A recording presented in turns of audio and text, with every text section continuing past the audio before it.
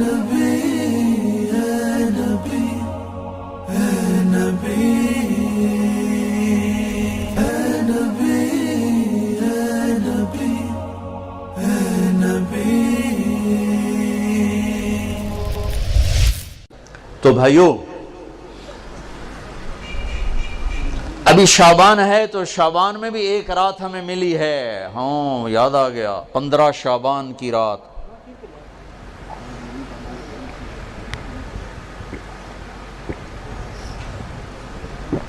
ہمارے نبی شعبان میں روزے بہت رکھتے تھے۔ ہم عائشہ نے پوچھا آپ اتنے روزے کیوں رکھتے ہیں؟ کہ اس میں ایک رات ہے جس میں عمل اللہ کی بارگاہ میں پیش کیا جاتا ہے، میں چاہتا ہوں جب میرا عمل پیش ہو میں روزے سے ہوں۔ 15 شعبان کی رات جس دن اعلان ہوتا ہے، آئے ہوئے ہوئے، ویسے تو اللہ کو سب کچھ لکھا ہوا ہے لیکن فرشتوں میں اعلان 15 شعبان کو ہوتا ہے، یہ ہوگا، یہ ہوگا، یہ مر جائیں گے۔ تو اوپر ان کا نام مردوں کی فہرست میں ہوتا ہے، نیچے وہ زندہ ہوتے ہیں، فرشتے ان کو دیکھ کے ہنستے ہیں کہ کیسا بے وقوف ہے، اوپر موت کے فیصلے ہیں، یہاں لڑائیاں کر رہا ہے، جھگڑے کر رہا ہے، سود کھا رہا ہے، رشوت لے رہا ہے، زنا کر رہا ہے، جھوٹ بول رہا ہے، جوئے کھیل رہا ہے، قتل کر رہا ہے، ڈاکے ڈال رہا ہے، اوپر موت کا فیصلہ ہو چکا ہے۔ تو ایک 15 شعبان کی رات اس کا آپ روزہ رکھتے تھے، اس کے لیے کوئی مخصوص عبادت کو نہیں۔ ہمارے پنجاب میں، ہمارے پاکستان میں بہت عجیب و غریب، لیکن بہرحال جو بھی عبادت کرو جتنی کرو ٹھیک ہے، لیکن کوئی مخصوص عبادت اللہ کے نبی کی طرف سے منقول کوئی نہیں۔ رات ضرور ہے، اور اس رات بھی میرے نبی نے فرمایا اللہ 15 شعبان کی رات اپنے بندوں پہ نظر دوڑاتا ہے، 2 کے سوا سب کے لیے معافی کا اعلان کرتا ہے، ایک مشرک اور ایک کینہ پالنے والا، جو میں پہلے بیان کر چکا ہوں، ایک مشرک اور ایک کینہ پالنے والا، یعنی کسی کو نقصان پہنچانے کے منصوبے بنانے والا، کہ ان 2 کے علاوہ اللہ تعالیٰ باقی سب کو معاف کرتا ہے۔ اور اللہ کہنا اللہم بارک لنا فی رجب و شعبان، یا اللہ ہمارے رجب اور شعبان میں برکت عطا فرما، وبلغنا الی رمضان، اور رمضان ہمیں نصیب فرما۔ یہ اللہ کا نبی دعائیں مانگنا شروع فرمایا دیا کرتے تھے۔ بھائیو دنیا میں دین کے زندہ ہونے کا سبب نبیوں کی محنت دعوت، جس کو صحابہ نے زندہ کیا تو 3 بر اعظم میں اسلام کی شکلیں قائم ہو گئی۔ پھر امت نے بھلا دیا، اتنا بھلایا کہ بھولنا بھی بھول گئے۔ مدت ہوئی صیاد نے چھوڑا بھی تو کیا، تاب پرواز نہیں راہ چمن یاد نہیں۔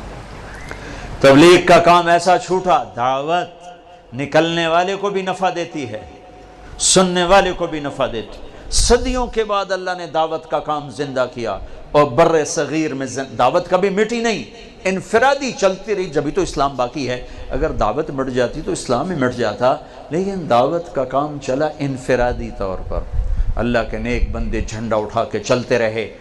صدیوں کے بعد دوبارہ اس تبلیغ کا ذہن اللہ نے زندہ فرمایا، اس دعوت کی محنت سے ہر مسلمان کو یہ ذہن ملا کہ ہاں دنیا میں دین کا پھیلانا بھی میرے ذمے ہے، اور دین پر چلنا بھی میرے ذمے ہے۔ ابھی ذہن بنا ہے، ابھی عمل سے بہت دور ہیں، ابھی ذہن بنا ہے، یہ بھی بہت بڑی اچیومنٹ ہے کہ ذہن بنا ہے۔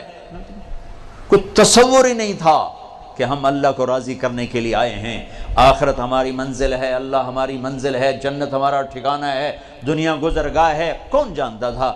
نماز روزے تک بس اسلام رہ گیا تھا، حج عمرے تک اسلام رہ گیا تھا، اور آگے قوموں میں جانا بند ہو گیا تھا۔ یہ دعوت کا کام زندہ ہوا، ابھی تک بڑے مشکل سے یاد دہانی ہو رہی ہے۔ تو شکاری نے چھوٹا سا آشیانے سے پرندہ انڈے سے نکلا ہی بچہ اٹھا لیا اور آ کر اپنے پنجرے میں بند کر دیا۔ ایک کوٹھالی میں پانی رکھ دیا، ایک کوٹھالی میں اس نے دانہ رکھ دیا۔ اس کی آنکھ کھلی تو اس نے پانی اور دانہ دیکھا، ایک چھوٹا سا پنجرہ دیکھا، اس نے اسی کو اپنا آسمان سمجھا، اسی کو اپنی فضا سمجھا، اور دانے اور پانی تک جانا اپنی زندگی کی پرواز سمجھا، تو اسی میں وہ پروان چڑھ کے اسی کا وہ عادی ہو گیا۔ ایک دن شکاری کو رحم آیا، اس نے اگر پنجرے کا دروازہ کھولا کہ بچے جا اپنی فضاؤں کی طرف لوٹ جا، اپنے چمن آشیانے کی طرف لوٹ جا۔ تو وہ پرندہ بڑی معصومیت سے کہتا ہے تاب پرواز نہیں، راہ چمن یاد نہیں، مدت ہوئی صیاد نے چھوڑا بھی تو کیا، تاب پرواز نہیں، راہ چمن یاد نہیں۔ میرے دوست، تو نے مجھے اس وقت چھوڑا ہے جب میں اڑنا بھی بھول چکا ہوں اور اپنے چمن کی راہیں بھی بھول چکا ہوں، اپنے آشیانے کو بھول چکا ہوں۔ بس مجھے اسی دانے پانی پہ رہنے دے، اسی پنجرے میں پھڑ پھڑانے دے، یہی میری دنیا ہے۔ یہ دکان کا پنجرہ، یہ فیکٹری کا پنجرہ، یہ وزارت کا پنجرہ، یہ روٹی کا پنجرہ، یہ پانی کا پنجرہ، یہ گاڑیوں کے پنجرے، ان کو کہتے ہیں اور نکلو، وہ کہتے ہیں تاب پرواز نہیں، راہ چمن یاد نہیں۔ یہ ڈگریوں کا پنجرہ،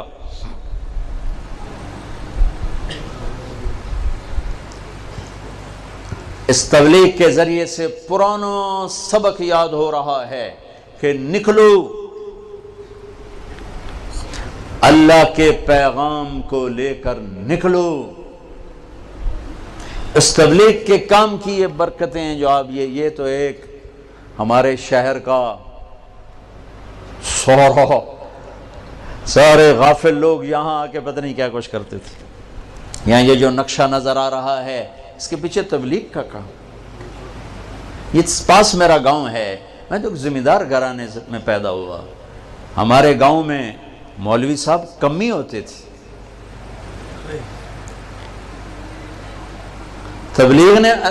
تبلیغ کو اللہ نے سبب بنایا۔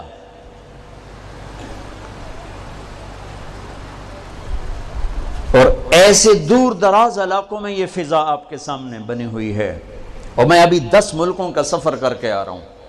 ہر جگہ اس دعوت کی محنت سے جو زندگیاں بدلی ہیں، لوگوں کے رخ بدلے ہیں، عورتوں کے، مردوں کے، بڑوں کے، چھوٹوں کے۔ ناپولی دور دراز کا علاقہ ہے، سارا مافیا وہاں رہتا ہے، اٹلی۔ بیان کر کے واپس آیا، 2 دن بعد ایک فون آیا، پاکستانی شرابیں بیچ رہے ہیں، سب کچھ کر رہے ہیں۔ یہ ایک فون آیا ہے، جنہوں نے جو مجھ تک نہیں پہنچ سکے وہ پتہ نہیں اور اللہ کتنے پیدا کر چکا ہوگا۔ ایک فون آیا، میں روم سے واپس آ رہا ہوں پاکستان کے لیے، ایئرپورٹ پر فون آیا کہ جی میں ملک نعیم بول رہا ہوں، میری زندگی بدل گئی، میری زندگی بدل گئی۔ میں شراب بیچتا تھا، آپ بیان کر کے گئے، میں 2 راتیں سو نہیں سکا، میں نہیں سو سکا۔ آخر میں اپنے ضمیر کی آواز کو نہیں دبا سکا، میں نے سب کچھ توڑ پھوڑ دیا ہے اور میں نے سب ختم کر کے توبہ کی ہے، اور مجھے یوں لگتا ہے کہ میں نہا کے فریش ہو کے باہر آ گیا ہوں، مجھے سکون آ گیا، مجھے سکھ آ گیا ہے۔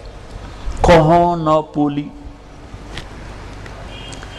تو بھائیو، یہ ہمارے طلبہ جا رہے ہیں اللہ کے راستے میں۔ آپ سے بھی کہتا ہوں، یہ تبلیغ بڑے زمانے کے بعد ایک خوبصورت محنت ملی ہے۔ فرقہ واریت کا زہر اس میں کوئی نہیں، مسلک کا تعصب اس میں کوئی نہیں۔ اسلام کی محنت ہے، دین کی محنت ہے، امت کے تمام طبقات کے لیے۔ ہاتھ بھی پھیلے ہیں، سینہ بھی کشادہ ہے۔ سب سے گلے لگو، سب کو گلے لگاؤ۔ تو میرے بھائیو، یہ ہمارے بچے جا رہے ہیں اللہ کے راستے میں۔ 2 دن کے بعد آپ بھی ان کے ساتھ نکلنے کا نظام بنا لو۔ تو جو بھائی ان کے ساتھ جانے کے لیے تیار ہیں وہ ذرا کھڑے ہو کے دیدار تو کرو۔ کون تیار ہے ان کے ساتھ جانے کے لیے بھائی؟ جس علاقے سے بھی آئے، جہاں سے بھی آئے ہو ذرا کھڑے ہو کے دیدار کرا دو۔ نام نہیں لکھیں گے، ٹائم زیادہ ہو گیا ہے، دیدار کرا دو بھائی۔ ہمارے ابھی طلبہ نے جانا بھی ہے انشاءاللہ، محنت نام نہ لکھو، بس اللہ نے ان کے نام لکھ لیے ہیں، ہم نے خالی دیدار کرنا تھا، اتنی تشکیل کافی ہے۔ ماشاءاللہ ماشاءاللہ، تشریف رکھیں بھائی۔ شعبان کا بابرکت مہینہ چل رہا ہے، 15 شعبان کی رات میں 10 دن باقی ہیں۔ اس کا روزہ مسنون ہے، اور 1 سال کے گناہ کے معاف ہونے کی اس میں خوشخبری بھی ہے۔ جو 15 شعبان کا روزہ رکھے تو اللہ اس کے 1 سال کے گناہ معاف فرما دیتے ہیں، اس سال عمل اللہ کی بارگاہ میں پیش ہوتے ہیں۔ تو بھائیو، اب ماشاءاللہ اکثر نوجوانوں کا مجمع نظر آ رہے ہو، ایک میں یہ گزارش کروں گا کہ اس مجلس کے اٹھنے سے پہلے اللہ سے بھی صلح کر لو، جس کو توبہ کہتے ہیں، اور آپس میں بھی صلح کر لو۔ آپس میں بھی اگر کسی سے لڑے ہوئے ہو، کسی کا کینہ بغض ہے معاف کر کے گلے لگ جاؤ، معاف کر دو۔ خاص طور پر خامند بیوی لڑ پڑیں، ہو ہی جاتی ہے لڑائی، اگر وہ صلح کر لیں تو اللہ خوش ہو کر ان کے پچھلے سارے گناہ معاف کر دیتے۔ خامند بیوی کی صلح اللہ کو اتنی پسند۔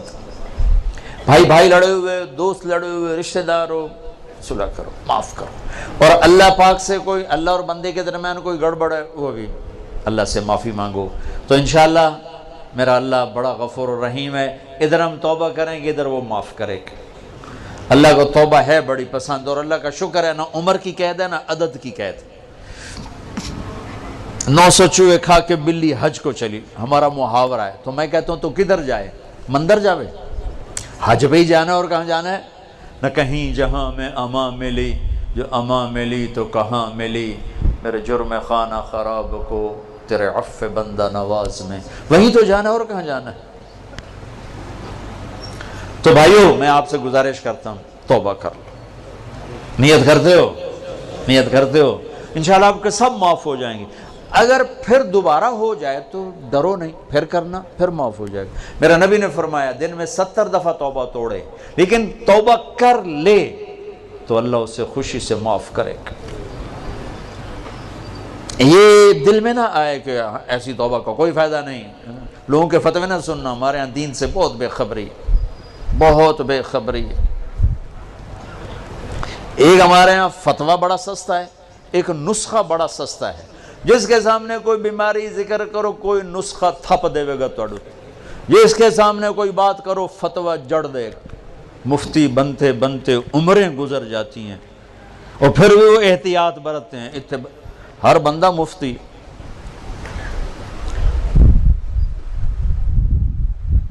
تو بھائی ڈرنا نہیں، اگر گناہ ہو جائے پھر توبہ کرنا، پھر معاف ہو جائے گا، پھر ہو جائے پھر توبہ کرنا، پھر معاف ہو جائے گا، مرتے دم تک توبہ کرتے رہنا۔ کسی درمیانے وقفے میں موت آئی تو کام بن جائے گا۔ کرتے ہو؟ کہو یا اللہ میری توبہ، پھر کہو یا اللہ میری توبہ، پھر کہو یا اللہ میری توبہ۔ بس انشاءاللہ اگر آپ نے پکی کی ہے تو آپ کو مبارک ہو، سب معاف ہو۔ آپ سارا مجمع ایسے بیٹھے ہو جیسے ابھی ماں کے پیٹ سے جنم لیا۔ کتنی مزے کی بات ہے کہ سارے گناہ معاف ہو گئے، اللہ راضی بھی ہو گیا، اللہ خوش بھی ہو گیا۔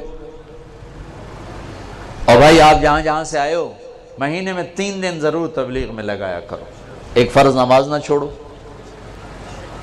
اپنی زندگی سے 3 کام نکال دو، ایک ظلم، ایک جھوٹ، ایک دھوکہ، 3 کام نکال دو۔ ظلم نکال دو، جھوٹ نکال دو، دھوکہ نکال دو۔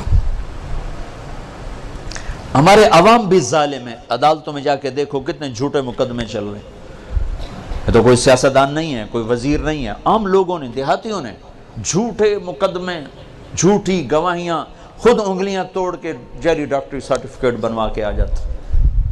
اپنی زندگی سے جھوٹ نکال دو، ظلم نکال دو، دھوکہ نکال دو، 3 چیزیں داخل کر دو، انصاف کو ڈال لو، سچائی کو ڈال لو، دیانتداری کو ڈال لو۔